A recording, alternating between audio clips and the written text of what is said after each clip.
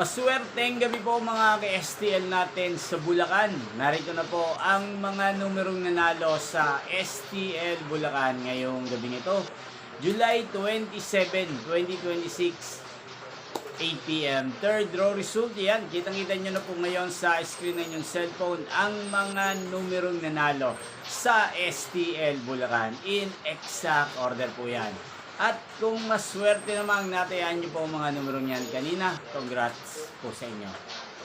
Araw-araw nyo rin pong napapanood ang resulta ng STL Bulacan sa channel ito tuwing 11 a.m., 4 p.m. at 8 p.m.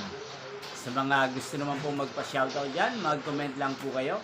Para bukas po sa first draw result ng STL Bulacan, shoutout po kayo.